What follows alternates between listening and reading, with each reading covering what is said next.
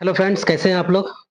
उम्मीद करते हैं अच्छे होंगे। तो साथियों, स्वागत है आपका हमारे यूट्यूब चैनल में। तो देखिए, आज हम जो आप लोगों के लिए जो अपडेट लाए हैं, ये बहुत ही महत्वपूर्ण अपडेट है जो कि झारखंड के देवघर जिले से निकल कर आई है। एम्स के एम्स अस्पताल हॉस्पिटल जो उससे बहाली निकली है, ठीक है? इसमें जो बहाली निकली है इसके बारे में बात करेंगे हम। तो देखिए देखिए एम्स का जो होता है ना, All India Institute of Medical science है ना, जो कि देवघर में है, वहाँ से ये बहाली निकल के आई है, ठीक है? बहुत ही महत्वपूर्ण अपडेट है। तो साथियों, वीडियो को बिना स्किप किए हुए देखिएगा, ठीक है? तो चलिए हम बात करते हैं वीडियो के बारे में। देखिए, ये जो नोटिस निकला था ना, ये 19 अगस्त को ही निकला था, ठीक है? तो मैंने सोचा कि इस पर एक बहुत इम्पोर्टेंट अपडेट मुझे लग रहा था, तो मैंने सोचा इस पर मैं एक वीडियो बना दूँ, ठीक है?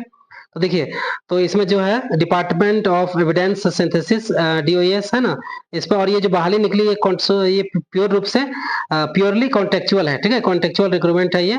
Health economist and scientist under DHR HTA IN है ना, इस पर ये बहुत ही सुंदर बहाली है। जो इसके लिए एलिजिबल होंगे उनके लिए वो जरूर अप्लाई करेंगे, ठीक है? तो थोड़ा इसमें पोस्ट के बारे में बात कर लेते हैं हम। देखिए क्या लिखा हुआ है, थोड़ा इस पर पढ़ लेते हैं। The department of evidence synthesis AIIMS Deoghar invites application for from eligible candidate. जो भी कैंडिडेट एलिजिबल हैं उनसे ये इनवाइट कर रही है, आमंत्रित कर रही है कि आप आवेदन करिए, है ना, for a contractual man power. मतलब वहाँ जो बहाली है, कॉन्टेक्चुअल रूप से बहाली है। जो मैन पावर कहा जाता है, कहने मतलब वहाँ काम करने वाले की कमी है, इसलिए अगर इसका बहाली होता है तो संख्या काम करने वालों की ज्यादा हो जाएगी। मैन पावर है ना, position of the one health economics है ना, एक जो है one health economics level of scientist and one scientist है ना, इस पर बहाली है। Health technology assessment in India, इस पर ये बहाली है।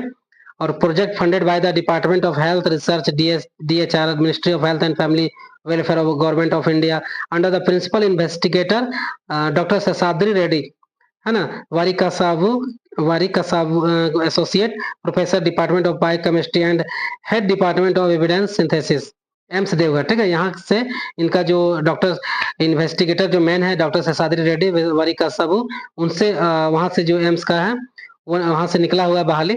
अब देखिए यहाँ पर लिखा हुआ the appointments are purely temporary. जो बहाली होगा ये प्योर रूप से टेम्पोररी होगा, ठीक है? परमानेंट बहाली नहीं है।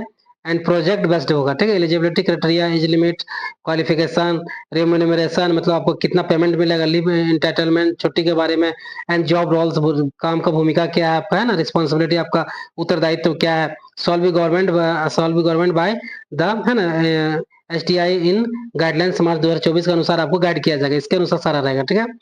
आगे लिखा हुआ है the engagement will not confer any right to regular appointment absorption in AIIMS Deoghar, ठीक है? मतलब आप किसी भी प्रकार का दावा ये नहीं कर सकते हैं, परमानेंट होने का आप दावा नहीं कर सकते। ये प्योर रूप से कॉन्टेक्चुअल बहाली है, मतलब कॉन्ट्रैक्ट बहाली है ना, संविदा पर बहाली है ये। देखिए पोस्ट के बारे में हम बात करते हैं, नेम ऑफ द पोस्ट के बारे में। तो पहला जो पोस्ट है हेल्थ इकोनॉमिस्ट का पोस्ट है, लेवल ऑफ साइंटिस्ट सी का पोस्ट का नाम है। इसमें पोस्ट का कितना खाली है, तो अगर बात करते हैं एक पोस्ट खाली है। इसके लिए आपको पेमेंट दिया जाएगा 67,000 है ना, प्लस HRA, ठीक है? अब देखिए दूसरा जो पोस्ट है वो साइंटिस्ट सी लेवल का है, medical non medical research officer का। इसमें भी एक सीट है, इसमें भी पेमेंट है 67,000 प्लस HRA मिलेगा आपको, ठीक है? चलिए, अब टर्म्स एंड कंडीशन के बारे में अगर बात कर ले हम, तो it is candidate responsibility to ascertain and ensure their eligibility as per prescribed qualification. अगर आप पहले इंश्योर हो लीजिएगा, आपका अगर एलिजिबिलिटी है, तो इसमें जो फॉर्मेट नीचे हम बताएंगे आपको दिया गया है, इसे आप प्रिंट आउट कर लीजिएगा एम्स के देवघर का साइट पर, मतलब आप एम्स देवघर के साइट में जाइएगा और ये PDF डाउनलोड कर लीजिएगा, प्रिंट कर लीजिएगा फॉर्म और इसे भेजना है, ठीक है? देखिए उसके बाद आप लोग अप्लाई करिए कि एलिजिबिलिटी क्राइटेरिया पहले आप फुलफिल कर रहे हैं, उसके बाद अप्लाई करिएगा, ठीक है? अब आगे लिखा हुआ है दूसरा नंबर पॉइंट में, candidate should have not exceeded age limit, है not cut off date age limit will be as on last date of submission. मतलब कि आपका जो है, जो यहाँ पर एज क्राइटेरिया दिया गया है वो वही एज का होना चाहिए, उससे ज्यादा एज वाले अप्लाई नहीं करेंगे। और जो SC ST OBC जो है कैंडिडेट है, उनको जो उम्र में जो छूट मिलेगा गवर्नमेंट ऑफ इंडिया के अनुसार, उम्र में उनको छूट मिलेगा, ठीक है? अब देखिए अगला जो पॉइंट लिखा हुआ है, the engagement of above the post will be contractual and purely on temporary basis period of 12 month. ये जो बहाली है वो 12 महीना के लिए कॉन्ट्रेक्चुअल आपको किया जाएगा, आपको संविदा के आधार पर रखा जा रहा है सिर्फ 12 महीने के लिए, ठीक है? अगर आपका जो है extend for your maximum 1 year best upon performance, अगर आपका परफॉर्मेंस अच्छा रहा तो सिर्फ 1 साल के लिए बढ़ाया जाएगा आपका, ये कार्यकाल आपको बढ़ाया जाएगा, ठीक है। चौथा नंबर में लिखा हुआ है the engagement under the extremely funded project does not confer any right claims what's ever other, है ना। अपॉइंटी रेगुलर अपॉइंटमेंट, मतलब आप किसी भी प्रकार का ये दावा कभी नहीं कर सकते हैं कि हमको रेगुलर अपॉइंटमेंट, अगर हम वहां हुए हैं तो हमको रेगुलर अपॉइंटमेंट किया जाए, ये दावा आप नहीं कर सकते, क्लियर कर दे रहा है, ठीक है। चलिए, अब इसके लिए देखिए, आप जो जाइएगा इंटरव्यू देने, इंटरव्यू डेट आपको मिलेगा, तो इसके लिए आपको कोई टीए डीए नहीं मिलेगा, ठीक है। चलिए आगे हम बात करते हैं,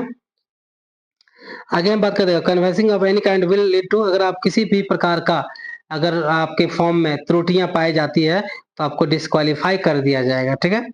private practice of any type is prohibited, देखो private practice of any type, ना प्राइवेट का जो किसी प्रकार का प्रैक्टिस है वो प्रतिबंधित है यहाँ पर, ठीक है। He she can be posted at any place of as per the requirement project including rural area, मतलब आप अगर प्रोजेक्ट यहाँ पर सेलेक्ट होते हैं तो कहीं भी आपको भेजा जा सकता है, गाँव में भी भेजा जा सकता है जहाँ एम्स होगा, ठीक है। एम्स के माध्यम से वो कहीं भी आपको भेज सकता है, ठीक है। अगला लिखा हुआ है कि ही सी इज एक्सपेक्टेड टू कंफर्म, अगर आप इसमें देखिए पहला है ना 8 नंबर में था, अगर आप इसमें सेलेक्ट होते हैं तो आप प्राइवेट रूप से आप इसमें प्रैक्टिस नहीं कर सकते हैं, है ना। He she expected to confirm the rules, अब इसका आपको रूल पहले से जान लेना चाहिए, रूल रेगुलेशन आप जान लीजिएगा, है ना। और आगे लिखा हुआ है कि the decision of the competent authority regarding to selection candidate will be final and no representation will be entertained in this regard, देखिए इसमें जो है वहाँ का जो सिलेक्शन कमेटी होगा, अथॉरिटी होगा, उसका डिसीजन जो है वही वहाँ पर फाइनल करेगा, ठीक है। चलिए आगे हम बात करते हैं, है ना। देखिए अब देखिए आगे एक पॉइंट, बहुत महत्वपूर्ण पॉइंट यहाँ पर लिखा हुआ है कि ड्यूली फिल्ड एप्लीकेशन, अगर इसमें जो एप्लीकेशन दिया है उसको अच्छे से फिल करिएगा, और along with self attested enclose must भी, इसमें जो जितना भी डॉक्यूमेंट्स उसको सेल्फ अटेस्टेड करिएगा, है ना। और सिंगल पीडीएफ फाइल बनाइएगा, सब जितना भी डॉक्यूमेंट्स है उसको सिंगल पीडीएफ फाइल बना करके, है ना, सिंगल पीडीएफ फाइल बना करके टू द पीआईएच ईमेल, इसमें ये जो यहाँ पर दिया गया है ना, इसमें आपको ईमेल करना है, ठीक है। ईमेल करना है, कब तक ईमेल करना है, तो उसका भी यहाँ है 15 सितंबर तक आपको ईमेल कर देना है, ठीक है ना, शाम 5 बजे तक। Late application will not be considered, अगर लेट से जाएगा तो उसको कंसिडर नहीं किया जाएगा, ठीक है। Only shortlisted candidate will be claim called for, अब इसमें जो शॉर्टलिस्टेड होगा कैंडिडेट उसी को इंटरव्यू के लिए बुलाया गया, which will be notified through mail, जिसको ईमेल से के माध्यम से उसको नोटिस दिया जाएगा, मतलब भेज दिया जाएगा, उसको नोटिफाई किया जाएगा, ठीक है। द डेडलाइन में भी एक्सटेंड में, मतलब जो अंतिम तिथि है वो बढ़ भी सकता है, डेडलाइन जो है ना, डेडलाइन में डेडलाइन में भी एक्सटेंडेड इफ रिक्वायर्ड, अगर जरूरत पड़े तो अंतिम तिथि को बढ़ाया जा सकता है, लेकिन आप उसके भरोसे मत रहिएगा, आप जल्दी कर दीजिएगा। only the soft copy of the application along with, है ना, देखिए only the soft copy of the application along with the annexure and an enclosure must be sent email, है ना। वन सिंगल पीडीएफ, जितना भी डॉक्यूमेंट्स है आप form भरिएगा उसको पीडीएफ, मतलब सारा वन सिंगल पीडीएफ में बना करके उसको आप जो है ना to the below email ID with the subject application, है ना, और एप्लीकेशन फॉर साइंटिस्ट सी, जो आपका एप्लीकेशन है जिस कौन सा पोस्ट के लिए अप्लाई करें वो भी लिखना है आपको, ठीक है। ईमेल आपको कर देना है यहाँ पर, ठीक है ना। ईमेल आईडी में जो आपका सब्जेक्ट होता है वहां पर ये वाला चीज लिखिएगा, कौन सा, please do not send the hard copy, hard copy आपको नहीं भेजना है, ठीक है, ईमेल करना है ना। अब इसका महत्वपूर्ण तिथि के बारे में, इंपॉर्टेंट डेट्स के बारे में अगर बात करें, नोटिफिकेशन देखिए इसका 19 अगस्त को निकला था, ये मैंने पहले ही बता दिया। और last date of receiving application, जो लास्ट डेट इसका 15 सितंबर है, और एप्लीकेशन आपको भेजना कैसे है, ईमेल करना है, पीडीएफ बना करके इसमें ईमेल आपको कर देना है, ठीक है। चलिए, और अगला जो है क्या लिखा हुआ है कि कम्युनिकेशन के बारे में, तो वो कैसे आपको, तो जो है with in 48 hours of receive, अगर आपका एप्लीकेशन वहां पहुंचता है तो 48 घंटे के अंदर आपको जो है कम्युनिकेशन आपसे कर लेगी, ठीक है। Date and venue of return test skill interview का डेट कब निर्धारण किया गया है, इसका तारीख देखिए तो 19 सितंबर को इसका हो सकता है, संभावित तिथि है 19 सितंबर 2026 को इसका संभावित तिथि रखा गया, ठीक है। मोड क्या है, तो मोड के बारे में हम बात करते हैं, तो फिजिकल इन पर्सन है ना, आपको जाना पड़ेगा, एप्लीकेशन विद वैलिड रीजन में रिक्वेस्ट ऑन ऑनलाइन इंटरव्यू, है ना, अगर बहुत बड़ा रीजन होगा तब जाके ऑनलाइन इंटरव्यू हो सकता है, अगर बहुत बड़ा रीजन होगा तो, नहीं तो आपको फिजिकली वहां जाना पड़ेगा। Approval of such request will be at the direction, है ना, वो कमिटी डिसाइड करेगी वही चीज बारे में, है ना। अब देखिए यहाँ पर जो इसका जो वहाँ के जो डायरेक्टर हैं, बायोकेमिस्ट्री के एसोसिएट प्रोफेसर हैं, उनका ये एड्रेस लिखा हुआ है ना। डॉक्टर ससादी रेड्डी वारी का सब एसोसिएट प्रोफेसर पर बायोकेमिस्ट्री के हैं, principal investigator DHR department of evidence synthesis DOES, है ना, All India Institute of Medical Science, All India, है ना, देवघर, एम्स देवघर, झारखंड, ठीक है। तो आप ईमेल करना है, इस एड्रेस पर नहीं भेजना है, अगर कोई जाना है ना उसका एड्रेस बता दिया गया है, ठीक है? और फॉर एनी क्वेरी अगर आपको किसी प्रकार की जानकारी चाहिए, तो इस मोबाइल नंबर में आप बात कर सकते हैं, ठीक है? डॉक्टर प्रतीक बनर्जी से, है ना? रिसर्च एसोसिएट 3 है ये, ठीक है? ये था महत्वपूर्ण अपडेट। इसके बाद थोड़ा-सा हम फॉर्म के बारे में बात करते हैं और उम्र के बारे में क्वालिफ़िकेशन के बारे में बात करें, तो जो पहला पोस्ट था हेल्थ इकोनॉमिस्ट के बारे में, तो इसका देखिए master degree in health economics चाहिए, है ना? 2 years experience in health economics चाहिए, है ना? जो for junior staff and 6 year for senior staff के लिए, ठीक है? डिजिटेबल आप पीएचडी अगर आप हैं तो proficiency in MS office, BBA and ये सब डिजिटेबल है तो बहुत अच्छी बात है।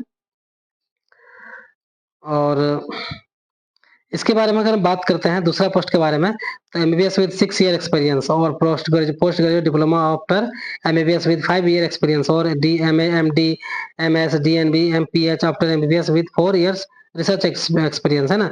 मेडिकल डिजिटेबल बोला गया है ना?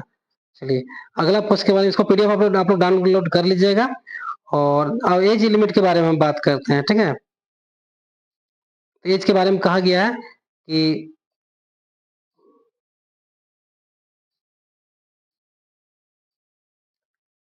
है ना कि हाँ, थोड़ा-सा हम फॉर्म के बारे में बात कर लेते हैं। 1 मिनट थोड़ा मैं देख लूँ कि एज वाला कहाँ लिखा हुआ है।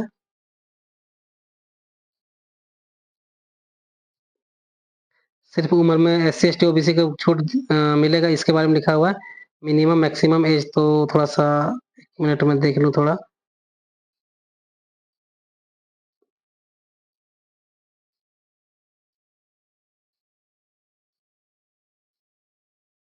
हुँ, यहाँ पे एज लिखा हुआ है कि देखिए दूसरा पोस्ट के लिए एज जो है वो 40 साल रखा रखा गया है ना? और जो उसके बाद एससी, एसटी, ओबीसी को उम्र में छूट मिलेगा, ठीक है? ओबीसी को एससी, एसटी, ओबीसी को।